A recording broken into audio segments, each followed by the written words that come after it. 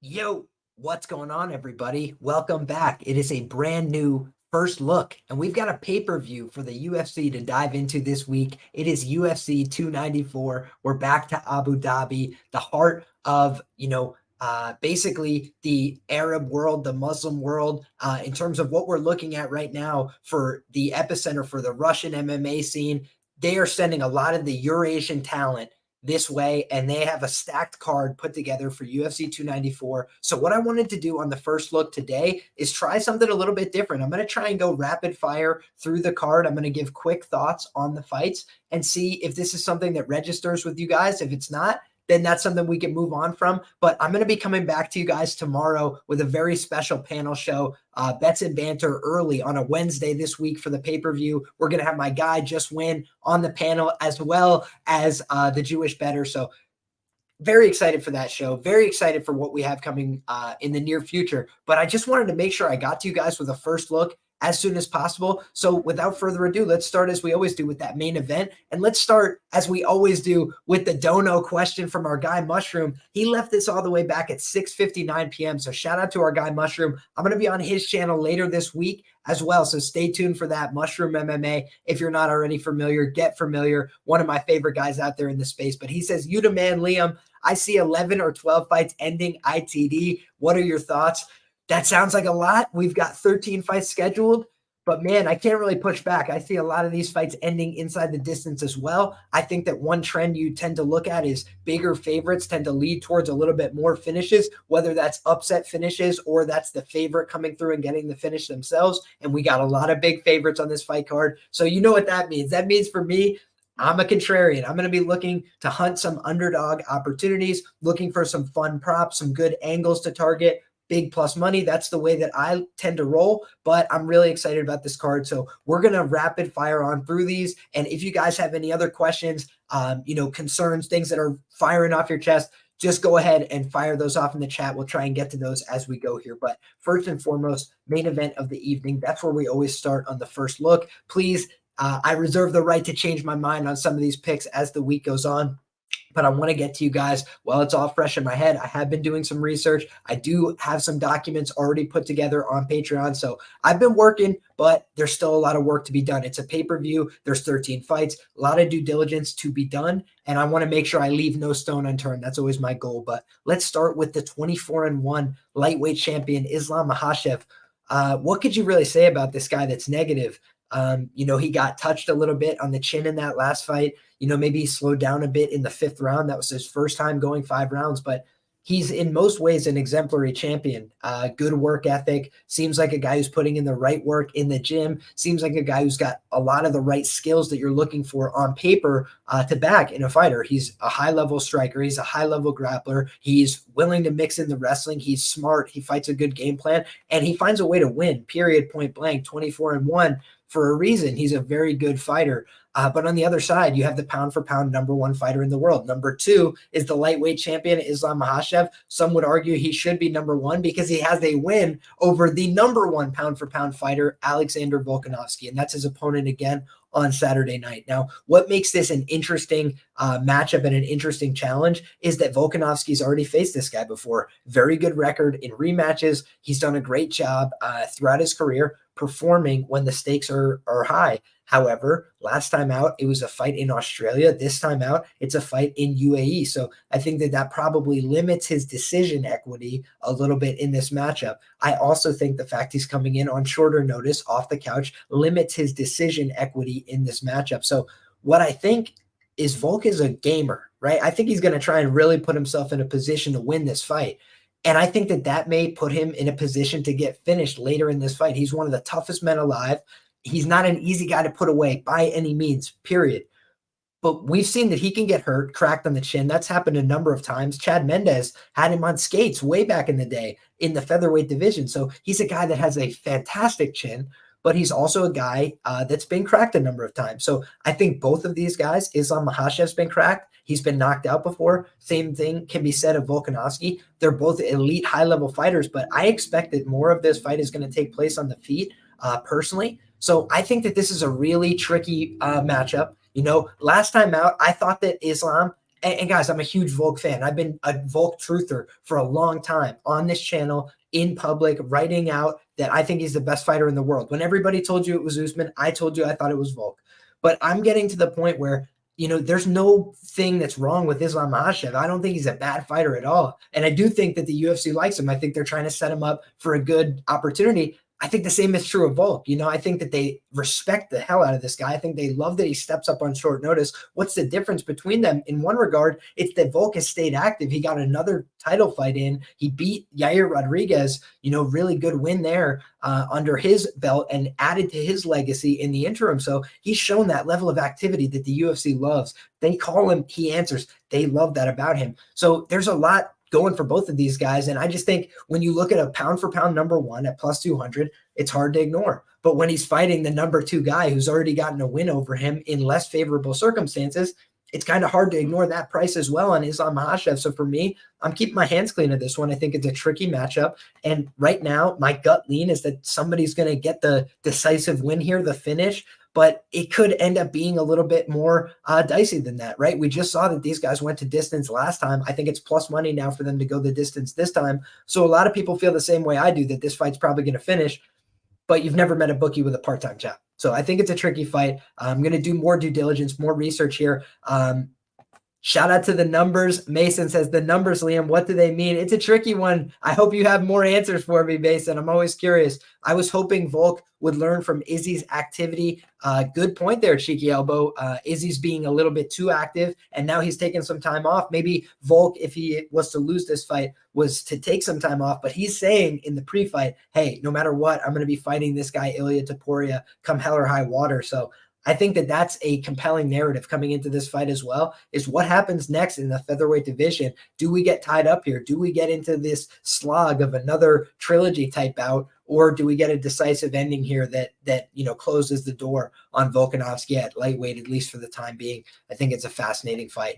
Shout out to our guy, Jake Fagan in the chat, says, let's get this bag with the $5 dono. Appreciate you big time, my man. Let's get this bag. And I'm hoping that some of the bag opportunities will be later on the card, because that main event's tricky for me, right? Last time out, I didn't have a bet, but it did look like Volkanovski was the side at the price. Now the price has come down considerably. Who's the side now? I had a massive bet on Islam Makhachev against Charles Oliveira, but this is a fight where I feel like it's a lot more difficult. I just feel like Volk has never shown a sign of wanting to be out of a fight. He always wants to be in. When the going gets tough, he looks for a way into a fight. So he's a hell of a fighter, hell of a champion, and he's not a guy that I feel very comfortable laying big chalk against, personally speaking. Next up, Kamaru Usman taking on Khamzat Chimaev on short notice. Fantastic fight here. I'll be a little bit more direct about this one, guys. I think Khamzat Chimaev is going to win this fight. I know that I'm not breaking news. He is a big favorite in the spot. I think there's going to be a lot of people that make the case for Usman this week. I understand why. Great fighter, great champion, but I have been historically fading Kamaru Usman. That's just the route I've been taking in this life, and it's made me money. And it took me a while. I faded him with Colby Covington. I faded him on the point spread with Moss. Like I've kind of tried to find these spots where I would get over on Kamaru Usman, and I didn't get there on the first couple attempts. But I had Leon Edwards, and I had him ITD the night that the kick heard around the world, right, where he sat him down big time. So shout out to all the people rocking with us in the chat. Big Mark says, let's go. Cole Stein says, always good to hear from you. Shout out to everybody in here. And the YouTube user saying, smash season. Jake Fagan says, smash. So a lot of people, starting to feel the same way. Listen, Khamzat Chimaev, he's a guy that is polarizing, right? He's definitely not always been the most likable guy in the world in terms of his his outreach ability, but he is a polarizing figure, and controversy creates cash. I think that a guy like Chimaev generates a lot of attention dollars for the UFC, and I think that they have been missing his activity. I think that they want to set him up for big opportunities, and I think that a guy like Usman is a guy with a lot of credibility and a lot of name recognition, but he also had said, I'm going to move up to 85. I'm going to move up to do 205. I'm going to do all these things. And then he lost to Leon. So he said, no, I'm going to stay down. I'm going to get the win back. And he didn't get the win back. So now he's got to go in there against a guy who's a bigger fighter. And I had said in my breakdowns before the Leon and Kamaru fight that I thought Leon could win the first round. I thought he could take Kamaru Usman down. He became the first guy to take him down. So when you look at Leon Edwards, is he as good a wrestler as Kamaru Usman? No, but he's clever. He's tricky. He's got a good ability to mix in his takedowns. He's got a good ability to off-balance people and to get them thinking about one thing and then do another. Leon Edwards is a tricky fighter, but Khamzat is a overwhelming physical force. You know, we've seen guys like Kevin Holland be dynamic scramblers, difficult to deal with. He almost submitted Brendan Allen in the first round, you know, took his back, gave him a scare, right? And instead it was Brendan Allen ends up flipping him around. But I'm just looking at it all saying to myself, man, you got a guy who the UFC, in my opinion, wants to position as a future star. And how do they normally do that in terms of their marketing, in terms of their scheming? I think normally the way they do that is a former champion, a guy who is really credible, who's looked at by all the fans as somebody you need to respect. And by the way, he's got his own, Muslim heritage and certain things that make him an appealing star for the local market. I think there's a lot of people that are going to be cheering for Kamaru Usman when he makes the walk. But I think it may be deafening when Khamzat Chimaev enters the building. He's now representing UAE where this fight will be taking place. Probably the best fighter in the world representing the UAE, bar none in any organization. So when you think about some of those intangibles here, I do think that the UFC would prefer to see a guy like Khamzat Chimaev take the reins here at 185 pounds. And I believe that he has the submission upside to do so. When you look at Kamaru Usman, who's challenged him in the wrestling and the grappling in particular at 170 pounds, very infrequently it's happened. He's a physical guy. That's a big piece of the puzzle. But I do wonder, what does his grappling look like in extended exchanges? He got mounted by Leon Edwards. I think that Kamaru is potentially in for a rude awakening in the grappling with a guy like Khamzat. Now, if Khamzat just elects to strike in this fight, I think it becomes a lot more dicey. He's a fast guy. He's got a lot of power in his hands. He's shown one-punch knockout ability. But Kamaru Usman is no slouch. He has typically shown a good chin historically and ability to recover when he gets rocked and wobbled. That bill will come due. He's 36 years of age. It's not going to keep lasting much longer, but he is a tough guy. I don't think he's going to just be easily starched on the feet, but I could see Chimaev taking this guy's back and just finishing him. I think he's probably the superior grappler. I think he's the larger individual, and I think that he starts really hot out the gate. So give me Khamzat Chimaev to get the job done. But it's a fantastic fight because the other interesting note here is that Usman and Strickland have fought before, so there is a little bit of that subliminal narrative for Usman. Yeah, he could get the rematch and all that, but does anybody really want to see that fight? Personally, I don't give a shit about that fight. This is the fight I've been waiting to see. I would have loved it back in the day when you were getting Chimaev at the plus money. Now you're getting Chimaev at the chalk price, so I don't feel the need to bet the chalk price here. But if I get over 4-1 on the sub, I will probably end up betting. I'll probably end up betting Chimaev by sub. But that's the way that I'm looking at this. I think that Chimaev is just too good on the ground. I think that that's probably something that Usman hasn't been training for as much. Most people can't take him down. I think that that's where the rubber is going to meet the road in this fight, and I think Chimaev can take him down. But let's find out. Next up, Magomed Ankalaev is taking on Johnny Walker. This is a fight where Magomed Ankalaev, he's not the most entertaining guy. He's not a guy that always follows the game plan you'd expect to see from him, but I do think that he's just a skill tier above somebody like Johnny Walker. Johnny Walker is around the same age. He's got the length. He's the bigger fighter. He's got some size intangibles, but in terms of durability, he's got a severely worse chin than somebody like Ankalaev. I think his recoverability is not quite as good as somebody like Ankalaev as well. I think Ankalaev has more power. I think he's a better decision maker, and I think he's probably the better wrestler and grappler overall. But we've also seen just those kind of,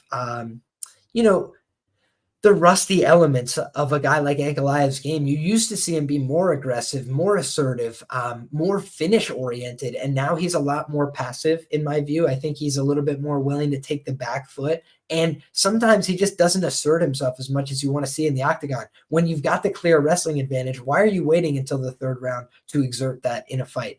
It doesn't make sense. And I think that we've seen that from him a number of times where he just elects to, take a path of more resistance. He's like John Jones. If John Jones wasn't cleanly winning the fights when he chose to take the harder path, it's like he's making his career harder and also staying out there longer with dangerous guys. The bottom line is the longer you stay out there at light heavyweight, the more volatility that you're inviting. So I think that Ankalaev would be smart to just try and take this guy to the ground, pin his two shoulders to the mat, and make him really tired. Because when I watched that Nikita Krylov fight with Johnny Walker, it's an absolute shit show of grappling. And I think that the aggressiveness from Nikita Krylov was almost what allowed Walker to make that even marginally competitive. Whereas I think that the position over submission approach from Ankalaev will probably really frustrate and tire out somebody like Walker if he takes him down early and often. So I feel like I've burned money on the Ankalaev sub prop a number of times. There's a chance I'll do that again. But I just feel like Ankalaev should have a lot of grappling success if he tries to grapple here. So really interesting fight, but I'm just going to keep it short and sweet. I think Ankalaev should win the fight. But I'm not investing in him at huge chalk prices when I can't predict what his game plan is going to be fight over fight. And the fact that he didn't finish against some of his recent opposition has made me nervous, because he's been fighting a lot of the older guys in the division. Now he's fighting an age contemporary as well. Next up, guys, we got Ikram Aliskerov and Warlley Alves. I know that my guy WW said Warlley Alves is the best underdog bet of them all. And I did put a poll up in the comments, guys. So I hope that you guys will participate in that if you get a chance, and let me know what you think. I'm always curious what you guys are thinking about these fights. And I asked what the best underdog on the main card was for you guys. When I'm looking at this, I think Ikram Aliskerov is going to roll in this spot. He's the younger fighter here. He is going to have a height advantage of 1 inch. He's going to have a reach advantage of 4 inches. And I just think that Ikram Aliskerov is really good at fighting. He lost to Khamzat Chimaev. He got knocked out brutally in that spot. He had defended a couple takedowns before that had happened. So I think that Ikram is a pretty good wrestler. Defensively, I think offensively he could wrestle as well. His grappling is pretty sensational. One of the easiest submission props I've ever cashed was him on the Contender Series. I'll retweet that tweet later.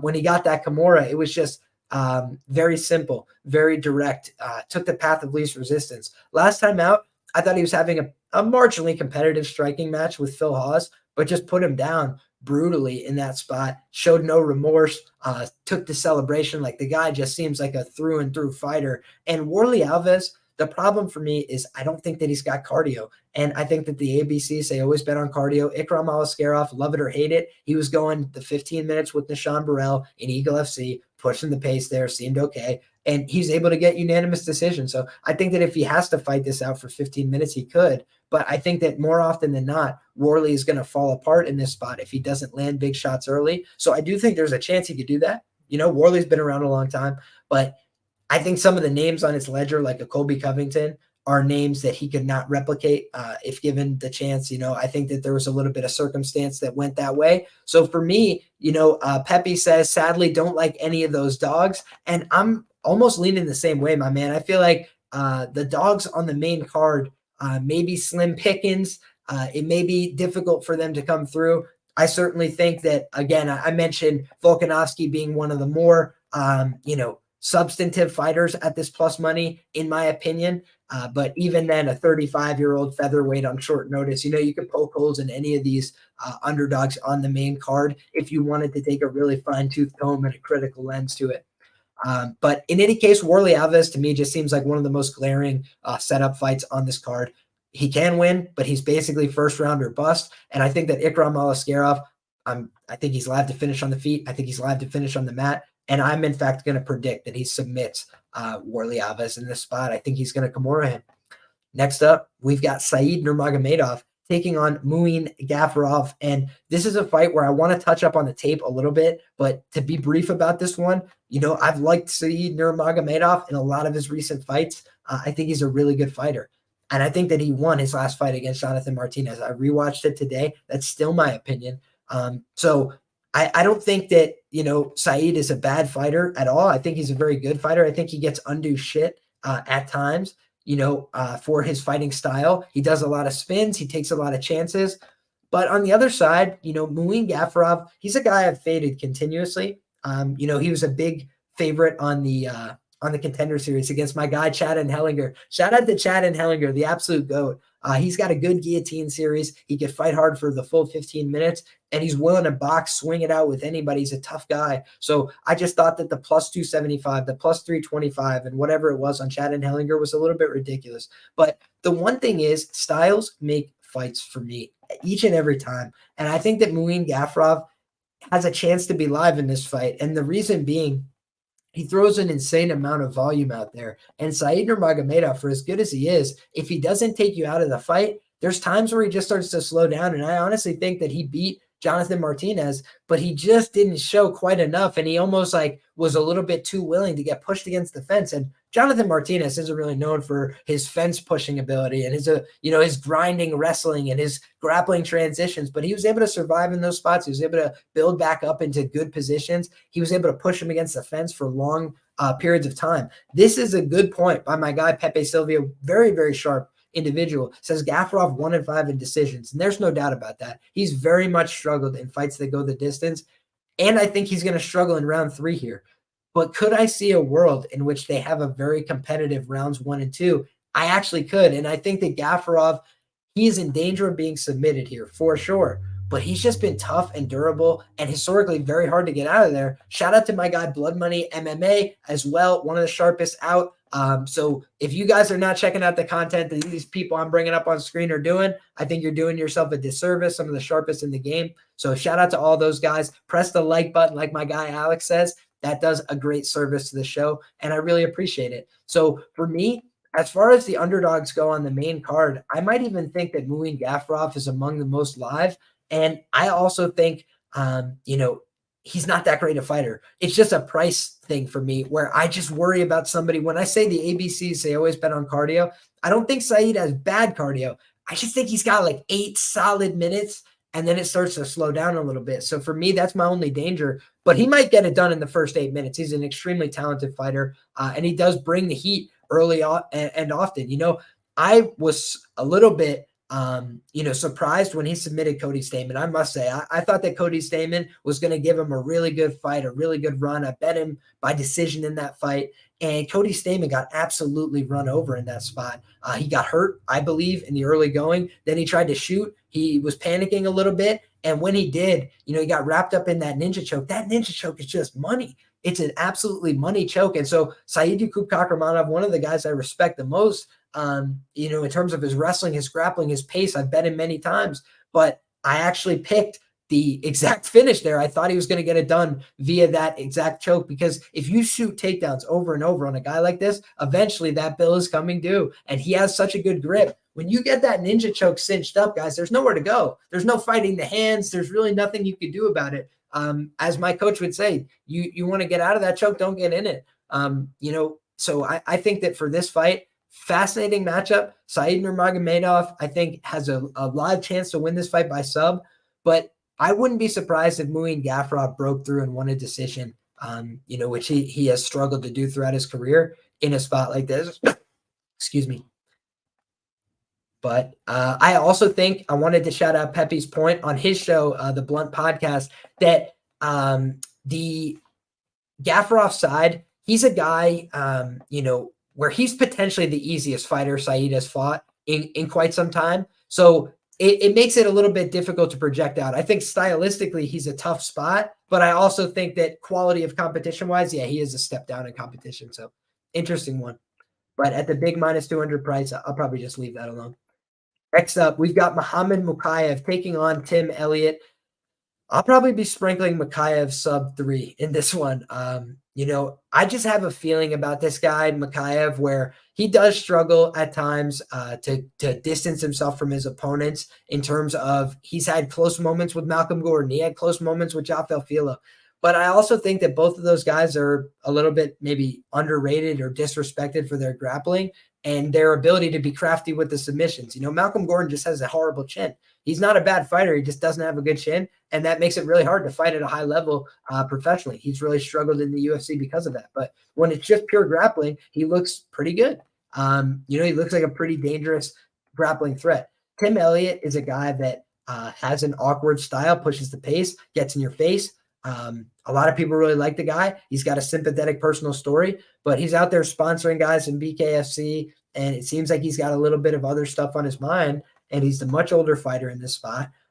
He's being flown out to enemy territory. Makhachev's a guy that tends to be able to, get a lot of takedowns, mat returns, and I think that Elliott is a guy that likes to feel like he's the better wrestler, and I think that when that's not the case, I do think it gets a lot more dicey for him.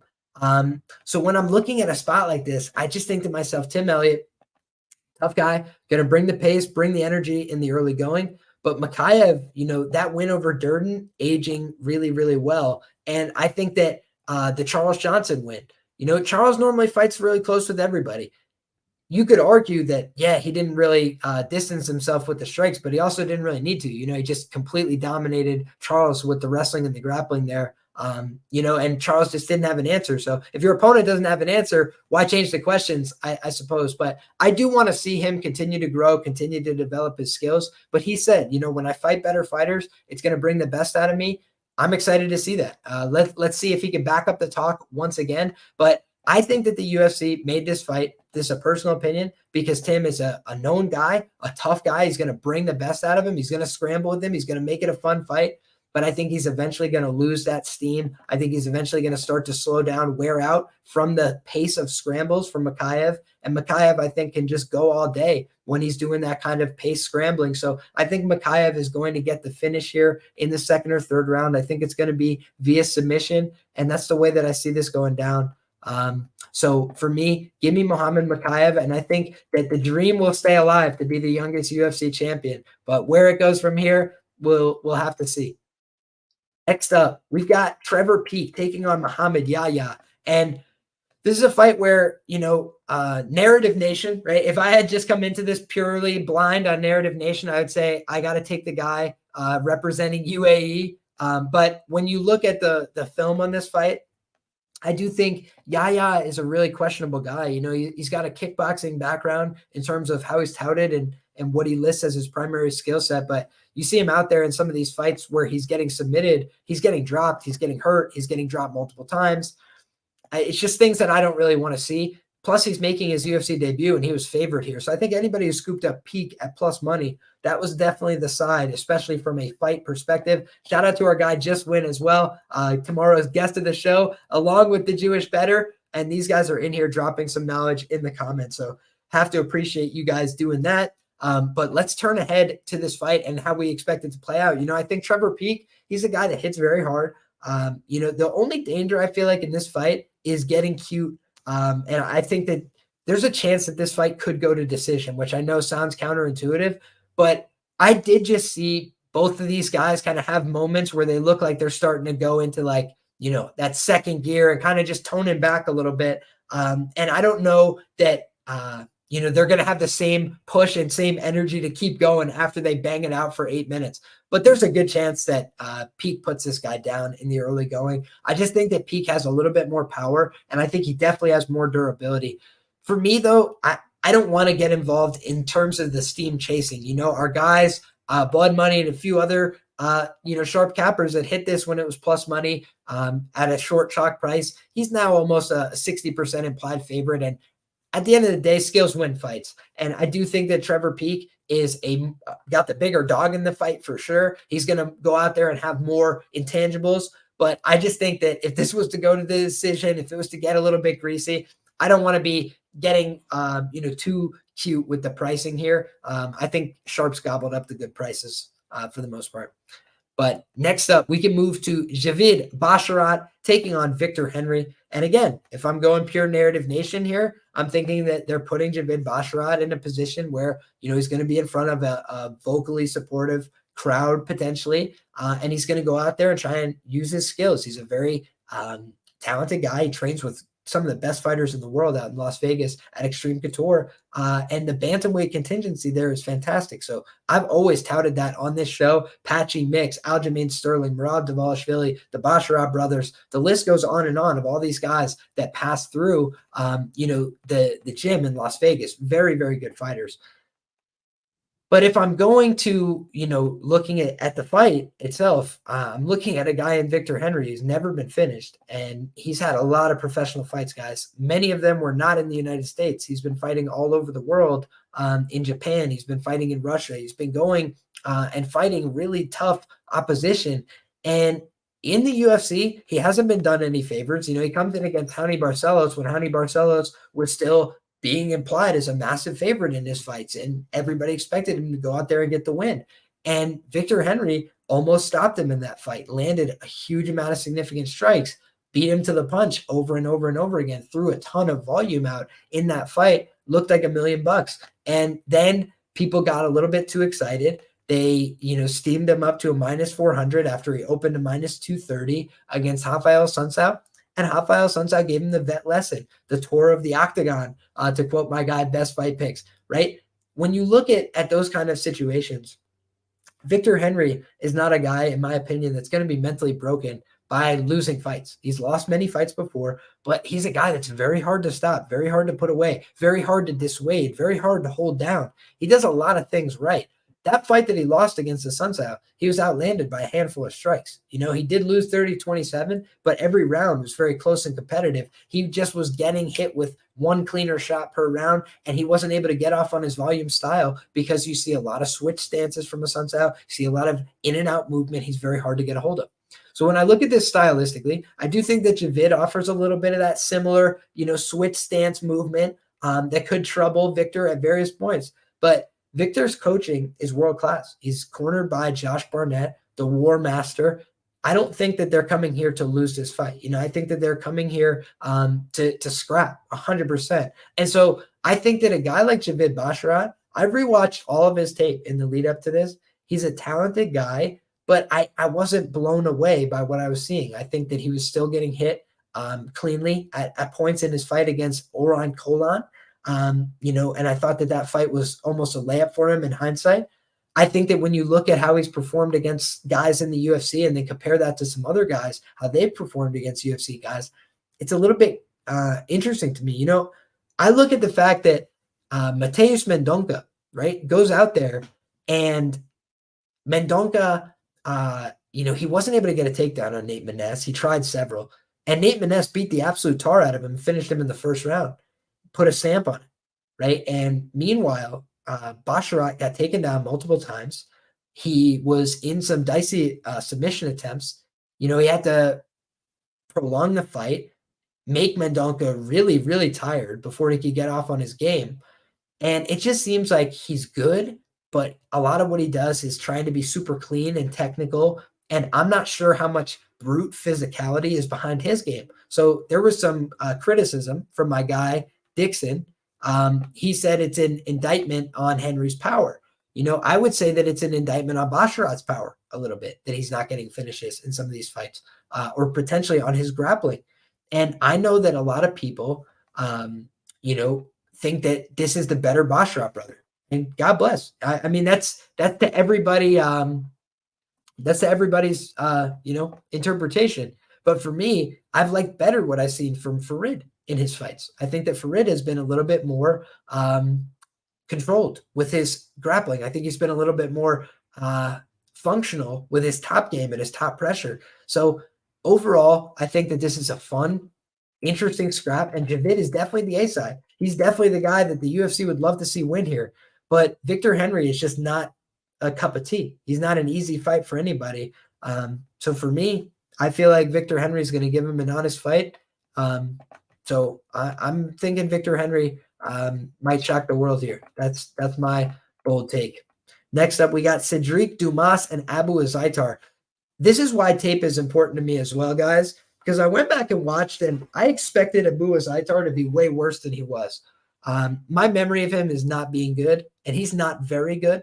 Make no mistake about that, but he's not horrible. When you look back, he's definitely got poor cardio. And I do worry about that in this spot, because last time out, we saw Cedric Dumas fight pretty controlled and fight the full 15 minutes against Cody Brundage. But Brundage is a guy that also struggles at times with the cardio. This is the thing that, for me, makes me think people might be getting just a touch ahead of themselves on Dumas. when you look at Dumas against Fremd, I know that he got submitted there. We can give him a pass. But number one, the way that submission went down, it almost seemed like he was just ready to check out of the fight. I'm not sure that that was a perfect submission attempt by Josh Fremd. But in any case, what happened with Dumas in that spot against Fremd, he got hurt several times. He got rocked on the feet on a number of occasions by Fremd before eventually Fremd, got him to the ground. So his ground game looked susceptible there. Then he showed a better product against Brundage. He's definitely the more athletic guy here. But if they just traded out on the feet, I think there's a chance he kicks this guy's head off. But I also think there's a chance that Azaitar is able to land a big shot on him because, again, I saw it happen against Josh Fremd over and over again. Shout out to Hakata, says Dumas might win if he can find weed in UAE. God bless and good luck there. I think that's going to be hard to do. And Zach Johnson says he's not bad, but his cardio gets worse every single fight. Yeah, I think that's fair. He's an older guy, definitely older for the division. I want to see Azaitar how he looks at the weigh-in as well. If he comes in looking fat and out of shape and like he didn't take it serious, okay, maybe I take that a little bit to heart. This is also in my notes. He's not been active at all. He signed in 2018, guys, and he has only had 2 UFC fights to this point. But that fight against Marc-Andre Barriault, he rocked Marc-Andre Barriault in round 1 and in round 2. And I'm pretty sure Marc-Andre Barriault tested positive for the sauce as well. So Dumas is a fun fighter. He should get the win. No doubt about that. But I'm just looking at Azaitar saying, he's going to get a vocal reaction from the crowd, I would think. And he's a guy that has power in his hands. It's a middleweight fight. And I saw this guy Dumas get rocked all over the place by Josh Fremd. So just not going to get I'm not going to get too out over my skis here. Seems like Dumas is a popular side this week. Next up, Ansel Jubli taking on Mike Breeden. And this is a fight where I looked into it, and Mike Breeden is a live underdog. I think Ansel Jubli is the A side. I think the UFC wants this guy to win. But I also understand why sharp money has come in on Mike Breeden. Mike Breeden has pretty good first-level takedown defense. And when you look at Ansel Jubli, his offense on the feet is pretty rudimentary. He doesn't have bad offense. He throws 1-2s. He throws leg kicks. He commits to his offense. But his defense is really non-existent. He gets hit cleanly. He seems to have a pretty decent chin, but he also takes a lot of outside low kicks. And he doesn't seem to have a great path for dealing with them. Jekka Seregi was absolutely unloading on him in his last fight with those low kicks. And I think that is a path that Mike Breeden can follow. The reasons that I'm not as bullish on Mike Breeden as some of my compatriots in the sharp community is Mike Breeden did get stopped very recently. He's making the quickest turnaround of anybody on the card. Jubli is a guy that, he's going to be getting better, in my opinion, fight over fight. I think there's going to be some investment in him. Jubli opened -900 at BetOnline. What do you make of that? I make of that. They thought that they would have a lot of parlay action, I think, that eventually would come in on Jubli. And so I think that they wanted to, see exactly where they should write this at and see where sharps stop betting it at. And I think eventually they found their point of resistance, but I think now you're starting to see even more money come in on that Breeden side. And so certainly plus 600 wasn't the right number, but I also think that, sometimes people get a little out over their skis there. Sometimes those openers are as low as $250, $500 limits. And we're really not talking about monumental sums of cash at that point. However, why would they move the number so substantially? You have to understand even 1, 2, 3 max bets at a number like that is going to create liability very quickly. So I think that Breeden is a guy that is a former Krause guy, no longer with the Krause team, training with the Ogden Marathon MMA guys. He has been surrounded by good fighters, Isaac Dulgarian, other guys that are quite talented.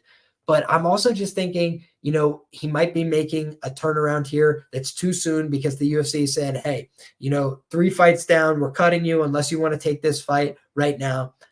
And so I think that Breeden can win this fight, but I don't know that I'm going to get there. I think it's a dog or pass situation at the current number. And for me right now, the option is to pass. Next up, guys, we got Nathaniel Wood taking on Muhammad Naimov. last time out, I felt like one of these Tajikistan boys was going to get the job done. And I kind of feel the same way this time out. I think one of these Tajikistan boys is probably going to get the job done. I think that the UFC likes the Tajikistan angle. I think they like the fact that they're filling up football stadiums to watch these guys on TV. And I think that when you watch, how these guys perform, I think the superior of these two Tajikistan boys is actually Naimov, despite losing a fight to Colin Anglin, which should be a federal crime. And speaking of federal crimes, former Kraus guys have been killing it, ... says our guy Jake Fagan. So shout out to Jake, and stay tuned. Watch that space. We're still going to have more information on that Kraus investigation in the very near future. But in any case, looking at Muhammad Naimov, last time out, he was a big plus money underdog. He was at 155 pounds, and he absolutely starched Jamie Mullarkey. Some people thought it was a little bit early of a stoppage. He did flatten him. Mullarkey protested, but Mullarkey a little bit too tough for his own good. He gets his face beaten into a pulp with some regularity. You definitely see, though, disparities in these stoppages. I've seen Mullarkey get beaten into an absolute paste before and not end up getting stopped. So definitely a little bit different of a standard there. But let's talk about Nathaniel Wood, guys. Very good fighter, very sound fighter. But I faded him in the past. I've had mixed results. I faded him with Casey Kenny. Casey Kenny was favored to win that fight.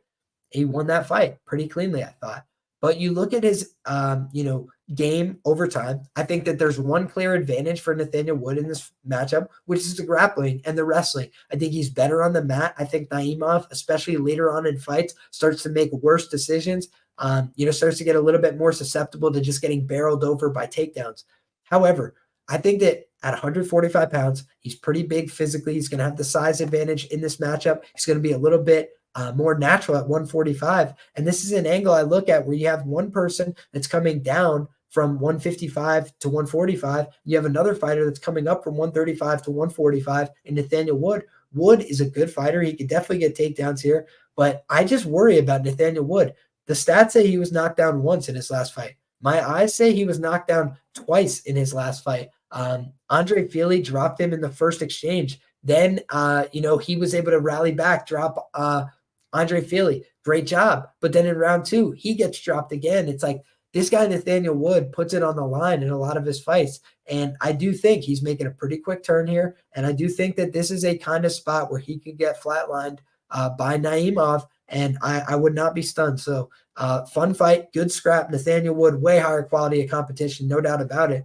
But it's a numbers game, ladies and gentlemen. I think it's a styles make matchups type of fight. And I think that in the early going, Naimov will not be easy to take down for Nathaniel Wood. I think he will be quite physical. And he offers some weird get-ups and some weird situations. I've seen him roll through to his feet and then throw two knees and a big punch to the head. Like, he just will throw offense like it's going out of business. And oftentimes that will lead to pure exhaustion. He got 10-8'd in round 3 against Colin Anglin.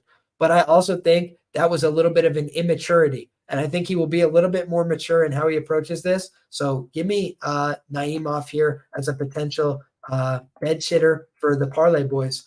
Because Nathaniel Wood, one of these things is not like the other. He's a good fighter, but he's also a little bit different, different setup here. So let's see.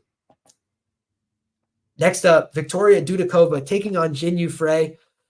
I don't really like the Jinyu Fray side, guys. Some sharp guys I know like Jinyu Fray. No problem there. I'm not saying that Dudakova is a good bet at -600, but Jinyu Fray to me just seems a little bit past it personally. She's training with her husband, Douglas Fray. Good mind for MMA, not taking anything away from him, but I've always had some questions about those dynamics. Can you really push your spouse as much as you need to push an athlete that you want to see succeed at the highest level? And so I think Jinyu Fray has some good skills, pretty well put together game. But guys, again, let's talk about weight class dynamics. Victoria Dudakova started her career at 135 pounds as an amateur. She's never lost since. She's now down at 115 pounds, taking on Jinyu Fray, who was her best at 105 pounds. And her run in the UFC, guys, she's 2-5 over those 7 fights that she's been in the organization. She's undersized in most of her fights. She's been flatline knocked out more than one time in her career. She's been submitted in the UFC as well. So I just think that when the UFC put this together, they said, who is somebody that we could run out there to get Dudakova a win and a little bit more emphatic and impressive than that last one that looked like a fluke. That's my personal opinion, but I'm going to dive deeper into the tape because, again, some people that I really respect like Jin Yu Fray here. But for me, I think that she is an underdog that will go out there and try her best, but I just don't think she's potentially equipped to win here.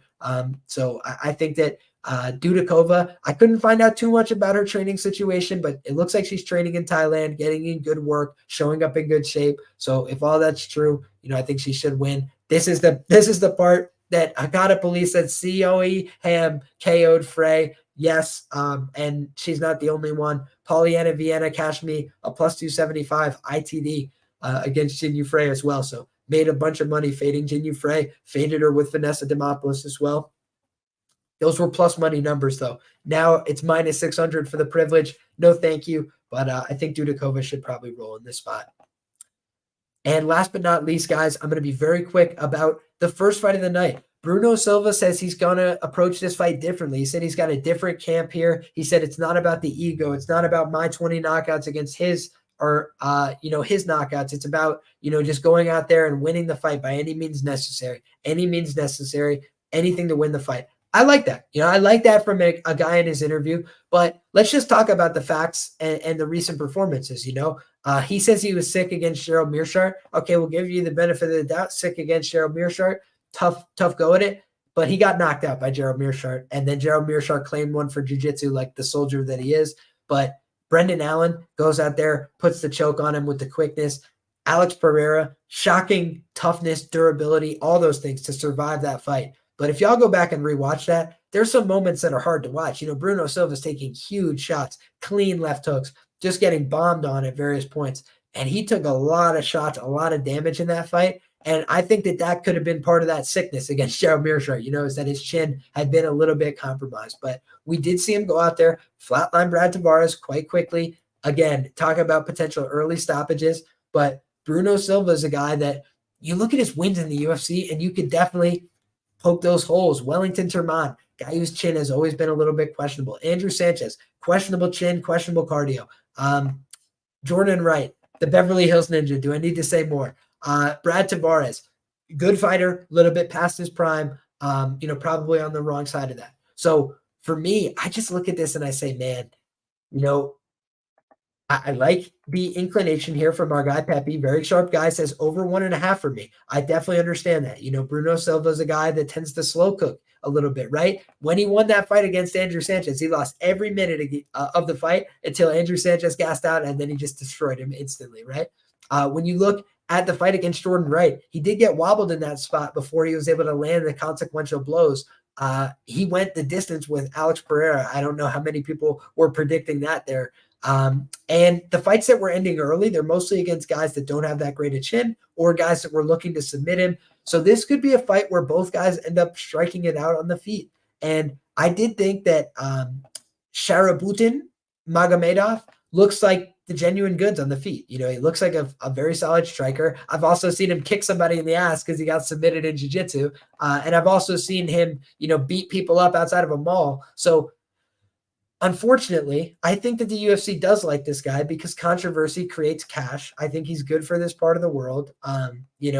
Do I think that he's a lock? No, because I do think that he puts himself on the line. I think he has a pretty volatile style. And here's the other thing. Bruno Silva gets a lot of jokes and laughing and poking fun because he's a black belt in Brazilian Jiu-Jitsu, and he doesn't always look like it, right? But he is a guy that's trained for a long time. He does have pretty nuclear power in his hands, and he said, I'm not going to go with the ego here. So maybe we see Bruno Silva try and go for takedowns because I do think Bruno Silva's ground and pound is disgusting, and his submissions on the top aren't horrible. So in most cases here, I think Bruno Silva is probably going to tire out down the stretch and eventually get beat up here, like what was happening against Gerald Meerschaert. The kicks to the body really sapped his energy.